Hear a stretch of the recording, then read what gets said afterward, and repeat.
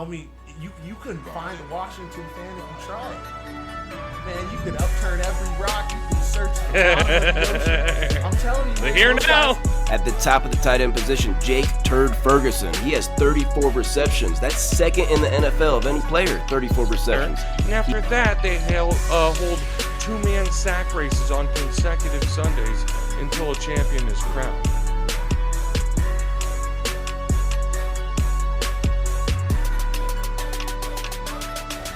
Welcome in, beautiful people, to this week's episode of High Fiber Sports. Get your fiber in. Matt Cobold, Brad McDonald, and making his debut on the podcast tonight. Somehow, we found another 49er fan out here. Allegedly, his knees are red from the amount he's been glazing Brock Purdy. From San Jose, California, our guy Z Manley. Z, what's up, man? Hey, what's good with y'all? How you doing? Good, brother. Great to have you good on. to meet you, bud. Great meeting you too. Yeah, these guys just met tonight, Brad and Z.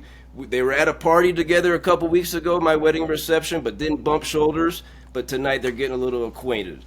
Brad, Someone didn't want to introduce the 49ers fans together. That's what it was. too many 49er fans out there. Too many 49er fans. Not enough. World.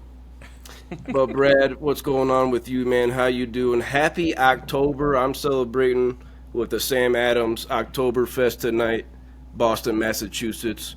What's up with you, Brad? Oh, Matt, I'm just excited for another week of football. I am completely obsessed. When this time of the year comes around, people ask if I'm free on Sundays, and I said, no, I'm religious. Football. It's football, football, football, and most of Saturdays whenever Iowa State's playing.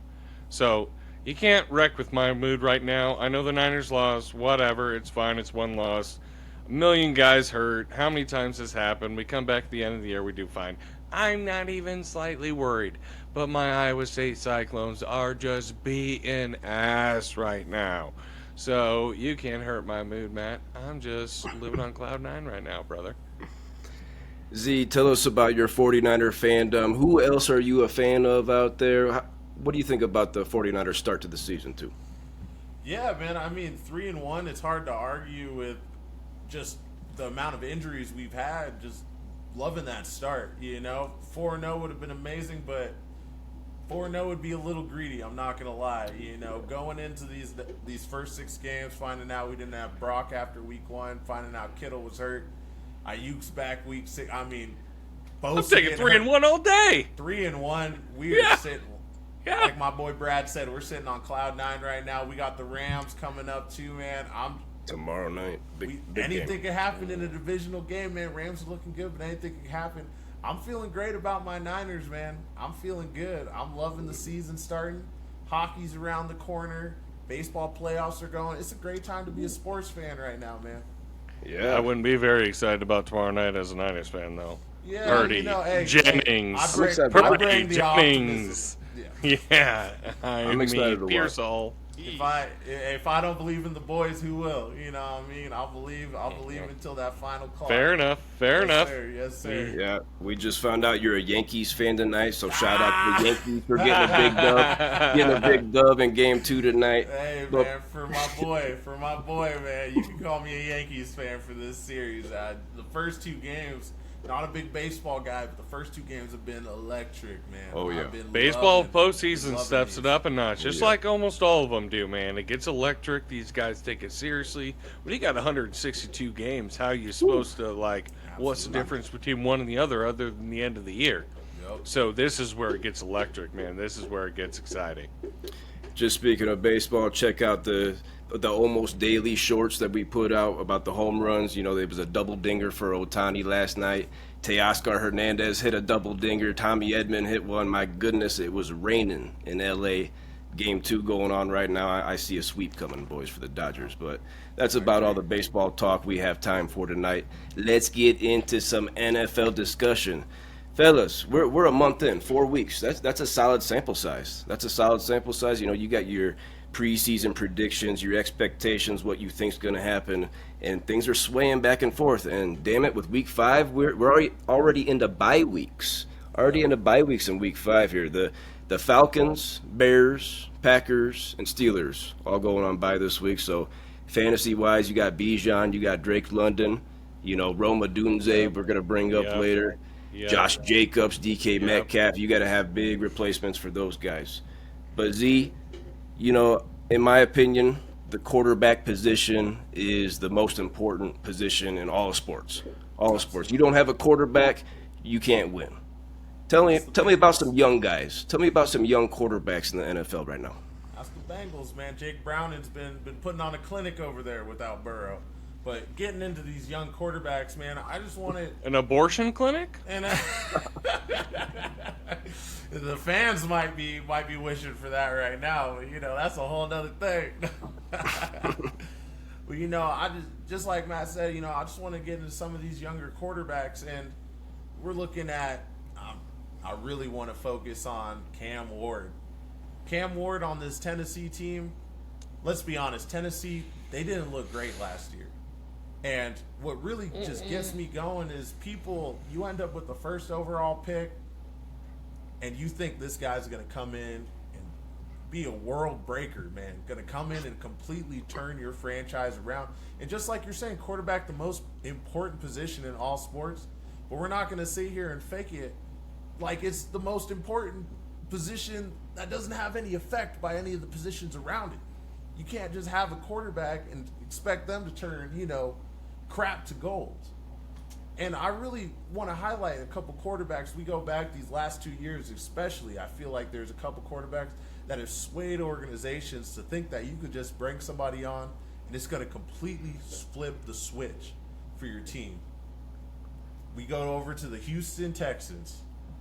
Everybody loves CJ Stroud. Coming out of the draft, had the lowest IQ score for a quarterback. Everybody was on it, man. Oh, Yep. Yeah. He can't make decisions. Should this guy really go number 2? Bryce Young's the guy. You got to take him 1. Does another, Ohio State quarterback drop? And CJ Stroud came in, had an amazing rookie season. Set a record, I believe, for most completed passes, or most passes attempted without an interception for a rookie quarterback. Yep. Sets the standards high, makes it to the playoffs, loses in round 2 against the Ravens. Expectations high. You get a new quarterback, your team's off to the races. Look at last year. Jaden Daniels. Mm-hmm. Need I say more? Tell me, you couldn't find a Washington fan if you tried. Man, you could upturn every rock. You could search the bottom of the ocean. I'm telling you, man. They're here now. Those guys had hiding spots. Oh, yeah. Nobody could have figured out. All of a Now sudden. we're popping out with Commanders jerseys. I've had this since 95. Commanders jersey. All of a sudden, yeah. But it's a Commanders jersey. Yeah. Since 95. Right. Jaden Daniels, another story. Guy comes in, rookie year, all the way to the NFC Championship game against the Eagles. That's insane work, man. That's insane work. But the problem with that work is it makes offices think that you can go out, you can get you a Cam Ward, and it's going to turn everything around. Mm-hmm. And that's the problem. Let's put some of these under a microscope real quick. CJ Stroud. What else changed with that Texans team? New offensive coordinator. You go out and you draft somebody on the defensive side of the ball that had just as electric a rookie year as CJ Stroud did and has continued that level of dominance on the defensive side. You go and you get your 1-2 punch for both sides of the ball. You have receivers, Nico stepping up, Tank Dell going crazy. There were so many pieces outside of just CJ Stroud being great. Don't get me wrong, that's a big part of it. But when you reflect on that year, how much of it goes to DeMeco Ryans? How much of it goes to their wide receiver core that, they had an excellent quarterback, but they weren't doing that before. We Kyle Shanahan system, it makes sense. Exactly. We could talk about who was under center and all that and just, were they even able to get them the ball? The turnaround happened at so many more levels before the quarterback. And even the Commanders, big changes after that last year. New GM. Yeah. Brought on Dan Quinn. Mm-hmm. Cowboys were happy to get rid of Dan Quinn. Are you kidding me? They said good riddance, stay in the division. Looking forward to 2 free wins next year. And just completely switched everything up for the Commanders. Was able to ignite that offense, get that defense going. Commanders' defense been the biggest head scratcher to me. How you have so many first-round picks on this defense, sought-after players, and they were one of the worst teams worst defensive teams, before Dan Quinn came on. The amount of changes that happen before you even get to the quarterback is insane. And the problem is, other GMs, other owners, they see that, they put them under a microscope, and they're zoomed way in on the quarterback position, and they said, hey, we get our guy, sky's the limit. And the problem is they can't see the big picture. And then that's why you have people like Cam Ward struggling. Bryce Young, year 3, struggling. While I do think Bryce Young had some ups in year 2 at the end of the season, we all saw it. Struggling now in year 3, people ready. All right, Bryce Young's done. Year 3. Yeah. Showing upside. Let's be so honest, man. There's no way the Panthers are... You're telling me the Panthers are a playoff team right now? Panthers should be winning games to get to the playoffs? Nope. No way. Don't have enough weapons there. No That's way, for sure. man. No. Even with Teteroa McMillan looking great this year as a rookie. Big dog. There's just too many pieces that need to be filled on both sides of the ball still. But so many people are so quick to throw, no, just Bryce Young's not that guy. Questions already coming up 4 weeks into the season about Cam Ward. Oh, is he the guy that's going to turn this around? Bro, Jesus couldn't turn that team around right now. Are you kidding me? Come on, man. We got to get off these rookies. You're 100% right. It's actually one of my favorite topics that I get into a lot, all these quarterbacks being on their second chances. Matt, you've heard me rail on this a million times. What are your thoughts on it? I mean, the main name I heard from you right there, Z, is my guy Cam Ward. You know, I'm a Titans guy, and it's ugly. And we kind of knew it was going to be ugly. It was ugly last year. No offensive line. The play calling, the coaching isn't where it needs to be. One guy that you left out there, Z, you know, you said CJ Stroud, you said Jaden Daniels. I'll throw in Bo Nix. I'll throw Bo Nix into the category there. And like you said, a thing all those guys had in common, DeMeco Ryans, Dan Quinn, Sean Payton, okay? Well, fucking Bill Callahan, he's not getting it done there in Nashville. I like what you had to say there, Z. Brad, anything else? I think the rookie quarterback thing, I agree with everything Z was saying. There is way too much expectations because of the success of a few guys over the past few years, but it's always kind of been like that. The difference I would say right now is if you were to actually full scale pop back out, look at all these first round, or not first round even, rookie quarterbacks, look at their success in their first year. Who has had the most success? Let me list off a few names, and I'll tell you the one thing they've got in common. Jaden Daniels, Dak Prescott, RG3, Big Ben, Russell Wilson, Andrew Luck, Herbert, Purdy, Nix, Matt Ryan, Deshaun Watson, Baker Mayfield, Teddy Bridgewater. I could keep going. At least 3 years of starting experience in college football. If you want to list all the guys that fucked up, the guys with less than that. Anthony Richardson. AR is exactly the perfect example. It's why I keep telling, I completely disagree with the overall narrative, and yes, I know all these people know football way more than I do. I'm just looking at a statistical, from the grand view of things. If a guy hasn't played a lot of college football and started a lot of games, let him sit. He doesn't need to play to learn. That has not worked well. We have seen it so many goddamn times. The guys that have a season or maybe a season and a half of starting experience have a far less probability of success rate. Teams get enamored by their arm strength, their size, their speed, all of the above. AR, perfect combination. He's got all the skills, but I think he would have been better suited to sit around for 3 years. I don't think Jordan Love would be the quarterback he is right now, which I don't think he's that good anyway. Whoa. But he wouldn't be the quarterback. He's on your fantasy team. I dropped him, dipshit. Oh. Yeah. But I wouldn't.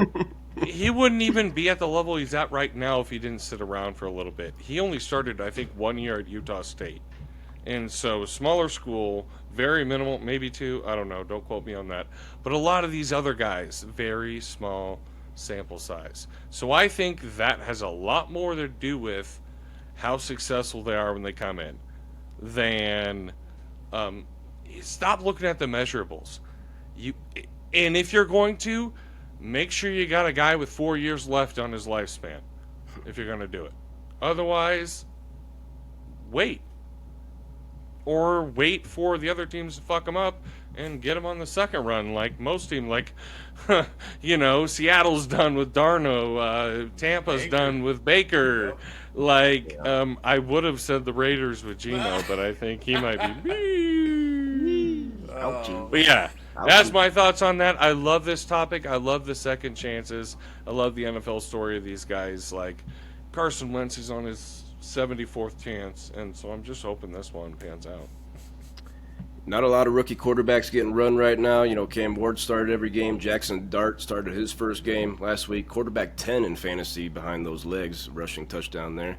We see Dylan Gabriel is going to get his first start for the Browns this week. But other than that, not a lot of run. Not a lot of run for the rookie QB so far. Fellas, I want to do a quick exercise here. Like I said, we're a month into the NFL season, 4 weeks. We got a good sample size. I want to look at the top 5 players in fantasy football on ESPN and full PPR leagues at the quarterback position, running back, wide receiver, and tight end. Let me start with the quarterback positions, fellas. At the top, number 1, the reigning MVP, Josh Allen. Number 2, Lamar Jackson. He leads the NFL in passing touchdowns. Number 3, Patrick Mahomes, running a little bit more this year. Number 4 is Drake May. I don't know if he was one of our sleepers or not, Brad, but solid as pick if you got Drake May. And number 5, quarterback so far after 1 month, is Jalen Hurts. He leads quarterbacks in carries, rushing yards, and rushing touchdowns. Brad, what do you think about the top of the quarterback position after 1 month? I mean, as far as quarterbacks go, Jackson and Allen are going to be near the top almost every single season unless they're hurt, which in this case Jackson might be for a minute. Mahomes really made up for everything with his last game with 4 tutties, because before that, outside of his rushing, he wasn't really doing that much, nor was any of the Kansas City offense. I think they might be scary, unfortunately, because they were confident in the weapons they had. They just need them to come back now that they have. And Travis Kelce's like a 4th option. Whoops. Fuck. We're all screwed. Okay. Outside of that, I think everyone you laid out, Jalen Hurts, kind of a shocker because their offense is fucking terrible. Yeah. But I think there's going to be a shakeup. I really do. I think it's going to be a really, outside of Jackson and Allen, I think a bunch of other quarterbacks are going to come up into that second tier here. We have had a lot of talented quarterbacks come out in the last few years that have shown a lot of success. If, obviously, Daniels is healthy, he's going to be up there in the top 3 almost every time. But what if it's a flash in the pan like CJ Stroud was? We don't know yet. So I got to see a little bit more to believe in that. Brock Purdy's healthy with all his weapons. I know I'm a homer, but statistically speaking, one of the best quarterbacks since he started his whole career. So get off my ass. Whatever. He'll do better as well. I see this panning out with the tier below the top 3, and I would put Jaden Daniels in that just because of what he did last year and his potential to do it again up there. The rest of them are just not going to have the rushing capacity that the others do as far as fantasy goes. Brock Purdy with 4 interceptions in 2 games played this year. Drake May in the top 5 definitely the biggest surprise here. What do you think about the Cam top Ward with quarterback 4 position? passes completed this year. We're not talking about Cam Ward. We talked about him enough. Let him be. You Let threw Cam that be. in as a jab, and you know it. Yeah, Let Cam come be. on. Let Cam be. Yeah. Two interceptions thrown on turf toe with the game-winning drive with 2 interceptions Oh. that were tipped and fumbled by CMC. Come on now. Right in the face. But yeah, no, the top 5 is crazy, especially, hearing that Drake May's in there. And, obviously we all know I'm a Niners fan, so anytime Mahomes is struggling, I'm having a great day. So hearing him in the top 5, you should have seen me in my draft room absolutely digging the man that took Patrick Mahomes in round 3. I said QB 14 last year? That's who you're taking in round 3? Are you kidding me? Woo. Yeah, I'm eating that one up right now. He's got the most Never points bet scored against in the league. Mahomes. Gosh, I hate yeah. to say it. I hate it too, but I think I'm kind of lining up with Brad on this. I feel like outside of an injured Lamar and Josh Allen being Josh Allen, man, this guy is just superhuman when it comes to not just quarterback in the NFL, but being a fantasy quarterback. This is the production he gets through the air, the production he gets on the ground. This is a guy that week in, week out, I've got no worries at all starting. Because he's just going to go and he's going to get it done, man. If he's throwing the ball, I'm hurt because I know he could be getting me a lot more points running the ball. But, he's a complete quarterback. He's got to do what he's got to do for the team to win. So I bite my tongue there. But outside of that, man, I don't see, even with the weapons coming back, you could call me a hater, bro. I'm going to die on this hill. I don't see Mahomes keeping this level up for the course of the season. And I'm not saying he's outside the top 10. I'm just saying when we're talking top 5 quarterbacks, I see people like Jalen Hurts passing him. I see the people with the rushing upside that are going to end up passing him. You got your Justin Herbert. You're like, come on, man.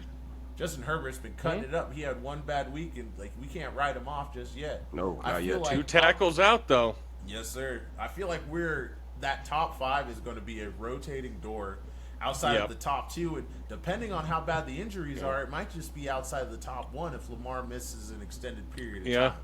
I can see Jalen Hurts sneaking up in there because, hey, that tush push is dangerous, man. I'll tell you what, man. Nobody's ever gotten more excited to get tackled at the 1-yard line than Jalen Hurts. I'll tell you that right now. Saquon owners fuming outside of this last week. This rush attack has been non-existent outside of the quarterback. The pass game has been non-existent outside of week 3. Sucks if you're like a fan of just good offense. Great if you're a Jalen Hurts owner, man. You're licking your lips. Oh, somebody took A.J. Brown in round 2? Foolish. I'll take Hurts in round 3 and watch you fall, man. Fair enough. So I see outside of that, I really see if Lamar misses that extended period of time, I could see Hurts just rising up into that number 2 spot. I don't think he's gonna get to that point where Josh Allen's at because Allen's cutting people up through both sides right now. And I think Hurts is a little one-dimensional. At least when the coordinator forgets that they have one of the most dominant receivers in the NFL. Sorry, man. Fair. We talked about the tush push last week. If you want to hear our thoughts on that, go check that out in the High Fiber Sports YouTube feed. Plenty of quarterback talk already on this episode tonight, fellas. Let's move on to the top 5 running backs in fantasy football after 1 month. All 5 big dogs. Christian McCaffrey at the top. He has no rushing touchdowns. How are you number 1 without any rushing touchdowns? Only 3.3 yards per carry. That would be a career low, fellas. He has 11 more receptions than any other running back. The receptions carry a lot of weight in fantasy. Number 2, James Cook. He leads the NFL in rushing touchdowns with 5. Jonathan Taylor is number 3. He leads the NFL in rushing yards with 414. Number 4 is Bijan. Number 5 is Gibbs. Brad, top 5 are all big dogs, all keepers in keeper leagues. How are you feeling about the running back position after 1 month? Scared that CMC has all those points and no touchdowns. That means we're abusing the hell out of him, but we also don't have a choice. I mean, we're signing streakers off of the field to run wide receiver for us right now. Like, they are decimated. So, we have to use CMC. The rest of the guys, I mean, Cook's just continuing what he did last year. JT is exactly what he should be with a competent passing game, which he's been missing most of his career. So, like, JT is going to come out and be exactly the JT we saw at Wisconsin. That dude's a dog. Oh, so yeah. none of that really surprises me there. But I will say a guy to watch out for is actually someone you called that last week. You know who that might be? My guy Oh, Joe Woody? Quavius. Yeah, that's right. Woody Woody Marks. Yeah, I picked him up in one of my Look leagues out. last week Look out. before you even said that, but holy crap. Look out. That paid off. He is probably going to take over that backfield. They need someone with Chubb in there. But watch out for him climbing the ladder in the fantasy. There's always a running back that no one ever thinks of that Totally. pops up. Remember Totally. Alfred Blue in freaking Oh, yeah. Houston? Jesus. At He got least led one the of the league year. in rushing, I think. Crazy. Yeah. Z, quickly, what's your thoughts on these top 5 big dogs at the running back position? Yeah, I think the top 5 shaking out to just about where most people expected, outside of a couple people. I mean, we got to raise an eyebrow while just looking outside real quick to Derrick Henry, and you got your Saquons. These are guys that I could see sneaking into that top 5, outside of your James Cook, CMC, like Brad's saying, I've got CMC in every league that I could, and I love it, man, but I'm so scared. One of these weeks, man, you can't get that many touches, take that much Goes the punishment, hamstring. and just something happens, say it. man. It's in the back Don't of my say it. mind, and it terrifies the hell out of me. So I think there's dude. a lot of potential for the outside looking in. Hampton coming into this lead role, man, and the Chargers are using him well, man. If Yep. you got Hampton, you are Harbaugh. licking your chops at that top 5 potential. I don't think it's too outside. Unlike the quarterback position, I don't think this one's really locked in. Obviously, James Cook, like you said, continuing where he left off last year and just Proving looking me wrong. absolutely electric in this offense. The whole Bills offense is just thrumming right now, and if it keeps going with Josh Allen under center and James Cook, killer combo, man. I don't see either of those guys falling out outside of really the top 3 in those positions. So I think this is going to be a trend we see for the next couple months in fantasy. Fair enough. Top 5 wide receivers in fantasy football after 1 month. The big dog, Puka Nacua. He has over 109 fantasy points on ESPN. He leads the NFL in targets, receptions, and receiving yards. He has 15 more fantasy points than any other wide receiver. He has 13 and a half more points than any other running back. And he has 11 more points than any other quarterback. Are you kidding me? Puka Nacua? My goodness. Number 2. Amon-Ra St. Brown. He leads the NFL in receiving touchdowns with 6. Number 3, Rome Odunze, one of the biggest surprises here tonight. 5 touchdowns, is second in the NFL. Number 4, Quinton Johnston. Brad, your sleeper. Great pick. He is third in the NFL with 337 yards. And Garrett Wilson rounds out that top 5. A lot of volume there in New York. Z, what's your thoughts on this top 5 at the wide receiver position? Puka Nacua, the number 1 player in fantasy after 1 month. With Puka Nacua, I look at him like, I wish I had the same reservations that I had about CMC. This guy gets one of the highest usage rates, like you're saying, the most targeted. This guy's involved in every play. He takes a hit, and you're like, that's it, man. Concussed. That's CTE in one blow. Gets Bad back up, mother- eyes bleeding all over the place. He's out for a play. He's lead blocking when he's not catching a Fucking touchdown for Kyron Williams to get. Oh man, dude, Puka is just an absolute treat to watch. And if you got him on your team, you are licking your chops. And honestly, if you didn't have the number 1 pick, you're looking at 9 to 11 other jabronis that just don't know how to draft. How did this guy fall to you? Amon-Ra, we all knew what it was. The Lions are an offense that once they kick the hell out of you, they're going to find that next layer of hell, man. They're like, you know what I mean? They do not slow down. Dan Campbell is going to put up as many points on you as he can. Once he finds a chip in that armor, you are going home bare. You will not have anything left. And Amon-Ra on that offense, he's going to eat. And, not a lot of people are stopping him. looking over at Rome Odunze, like you said, an absolute shock. Even with Ben Johnson coming over from the Lions, who really expected Caleb Williams to turn it around to this So point? far. And that's what I want to say. I want to pump the brakes a little bit. Thank you. How much of it really came from that Cowboys game? They're just beating the hell out of a sorry defense. The worst. I'm just saying, man. I know. There's probably some Packers fans out there. Oh, You're yeah. suspect too right now. Sorry.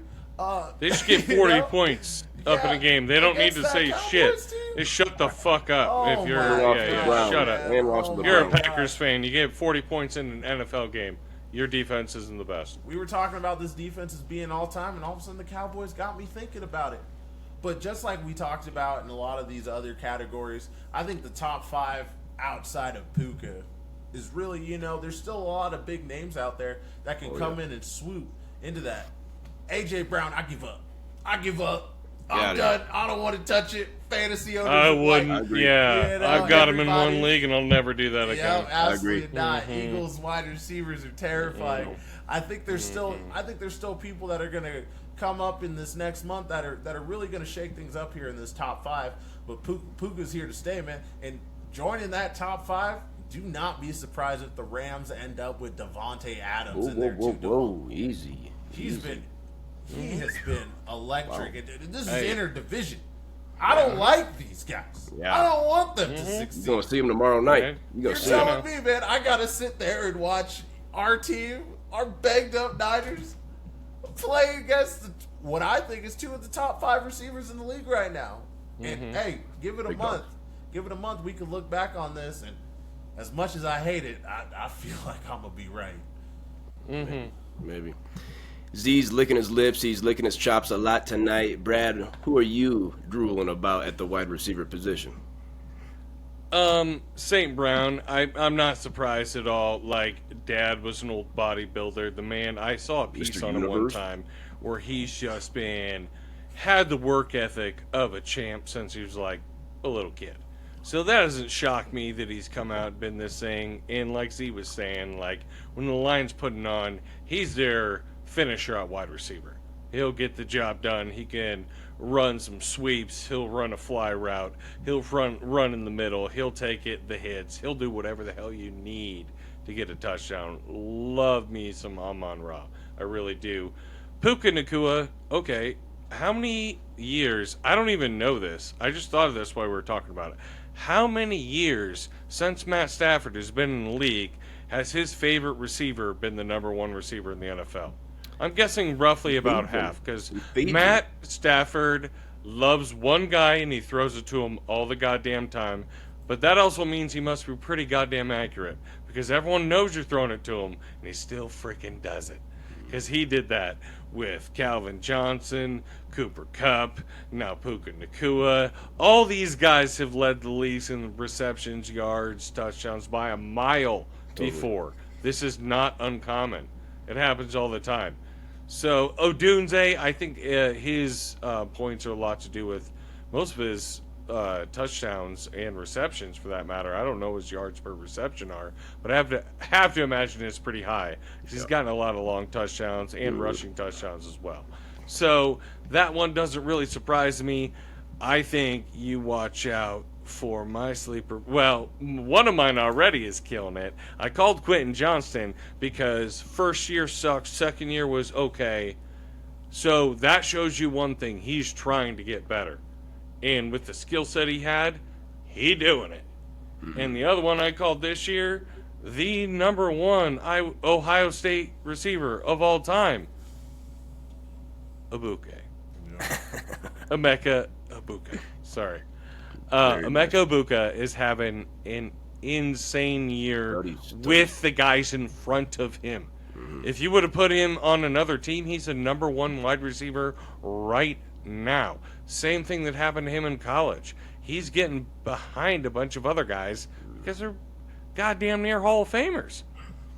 And he's just showing up, making the play at the end of the game. Love that dude. So watch out for him at the end of the year in the top 5 for wide receivers for sure. I like that Egbuka call out there. Top 5 tight ends in fantasy football after 1 month. I only want to hear about one of these guys, fellas, to make it quick. At the top of the tight end position, Jake Turd Ferguson. He has 34 receptions. That's second in the NFL of any player, 34 receptions. He leads the tight end position in receptions by 10. He had 13 in one game. Number 2 tight end is Trey McBride. He is second amongst tight ends in targets, receptions, and receiving yards. Number 3, Hunter Henry, 3 touchdowns, so that's tied for the tight end lead. Tyler Warren at number 4, my guy. Even though he's a Colt, I like Tyler Warren a lot. He leads the tight end position in receiving yards with 263. And Tucker Kraft rounds out that top 5.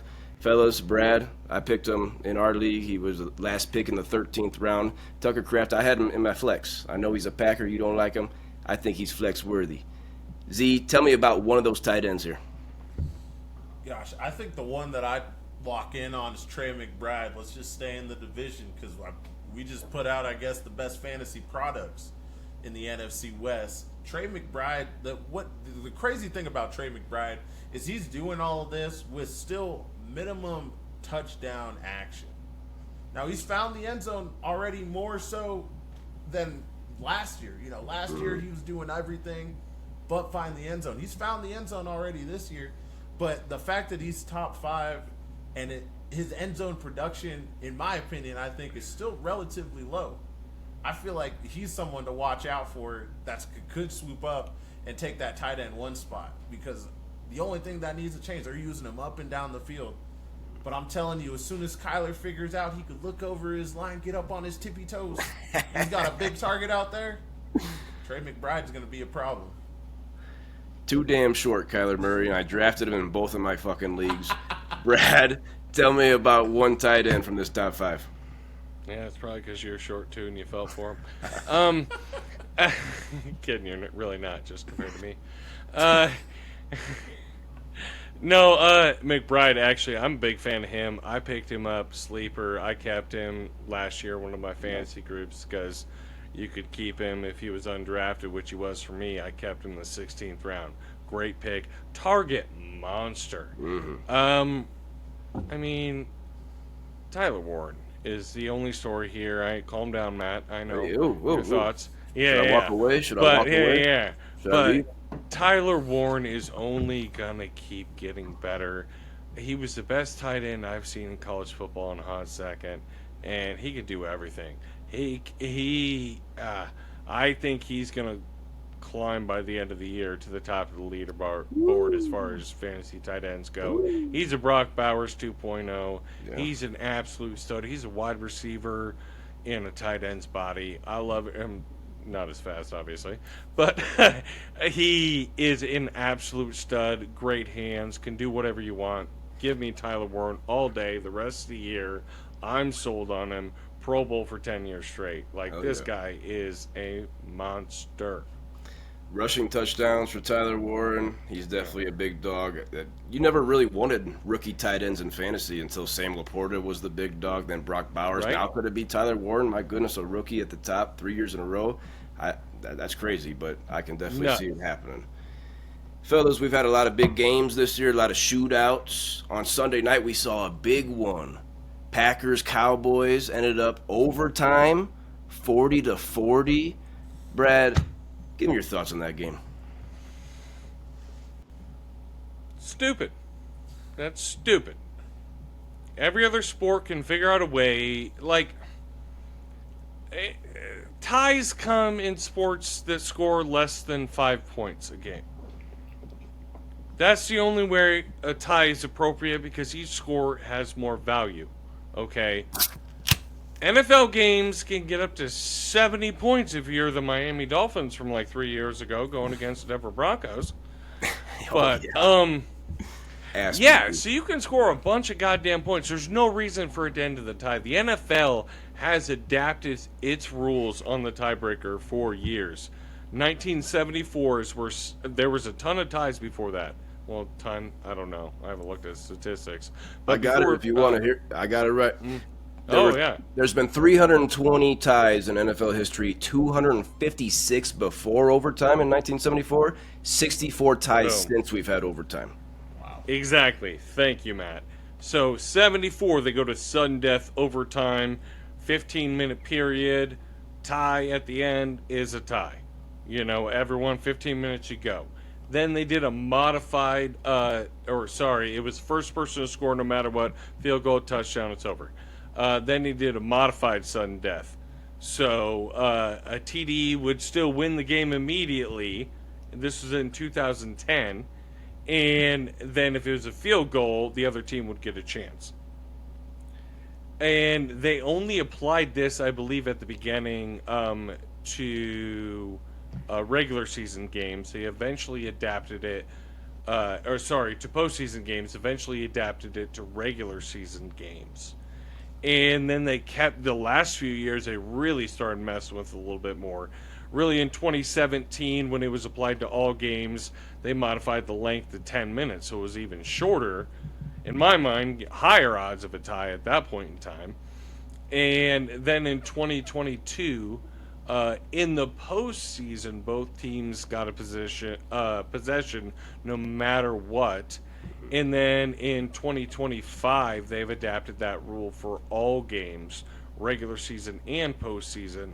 I think it's the best version of their overtime they've had so far, but there's a perfect example of what to do in front of us.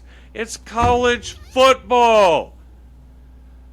Because the NFL's whole complaint is that, injury and whatever. Start at the 25-yard line. At most, you can get one first down, then a touchdown. Less plays. So with college overtime, each team gets the ball at the 25, no game clock. After the second OT, you must go for 2. After that, it's consecutive 2-point conversions until you get a winner. And after that, they hold 2-man sack races on consecutive Sundays until a champion is crowned. I think college knows what they're doing here with the overtime rules. I think it's silly. I think it's stupid with you, Brad. I don't have anything else to add that you have. Why a tie? It's awkward. It's awkward. You don't know how to feel about it as a player, as a fan, as a coach. There's only 17 games. It's silly. I think you're right that college has it going on. If we're curious, the Bears have the most ties in NFL history with 42. Z, what's your thoughts on ties in professional sports? I really line up with you guys on this one. In soccer, it's one thing, and even in soccer, I never feel good about watching my team walk away. Oh, where they're down 1-0, and we fought back and we're able to get it to 1-1. By the end of the game, it's like, man, that sucks.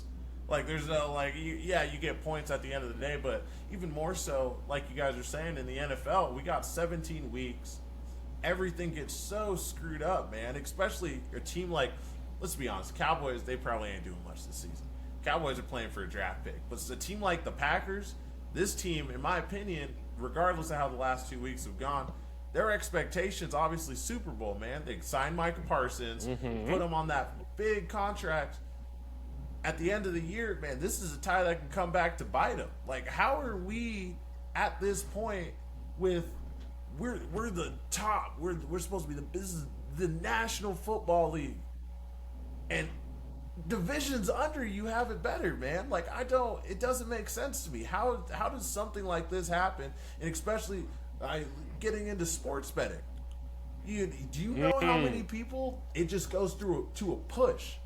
If you had a team winning, that messes with odds, that messes with payouts, that messes with so many different things. And it's like, how are we at this point where there's so much money in the league, there's so much publicity in the league, there's so much riding on this game, even outside of teams' records, end of the year standings, divisional standings, all these things, and we can let two teams walk away with the tie.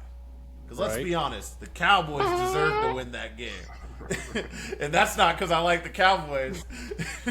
We're just on that FTP train Watch this your year. tone with that. Yeah, I'll mute that shit. We're on that FTP train this year. We're going after the bigger threat. That's fair. That's fair. I don't know who I hate more as a Niners fan, the Cowboys or the Packers. But growing up, those were the two teams I always saw in the playoffs. Stand. Yeah, can't stand either one. Yeah. I think we can all agree ties are really fucking stupid. Yeah, ridiculous. Well, fellas, that's going to do us this week on High Fiber Sports. We hope everybody out there is getting their fiber in. Please like, comment, and subscribe on YouTube. Z, we appreciate you coming out. You know, we've had enough 49er talk on this pod, enough Brock Turdy glaze on this pod. But we had to get you on. We had to get you on anyways. What do you got for the people before you get out of here? Maybe a prediction on your Niners. How you feeling about the rest of this season, maybe the month upcoming? Yeah, man, I think it's going to be a little tough. Obviously, I want them boys to win on Thursday, but if we can get to 3-3, get some of our pieces back, I'm not worried about the rest of the season. No schedule's easy in the professional football league, but I think this team with everybody back and firing on all cylinders, you know, for at least what we can get, I'm confident in this team making the postseason, so I ain't sweating yet. Oh yeah. Better ice those knees. Get those rug burns healed up for us, please. Before we get out of here, got to shout out my dad. Happy birthday coming up on this Sunday. Oh, Best dad happy out birthday, there. Pops. Best dad in the world. Happy birthday. Can't wait to celebrate with you later this month. Brad, take us home. Put us to bed, brother. 1 week down, or 1 month down in the NFL season.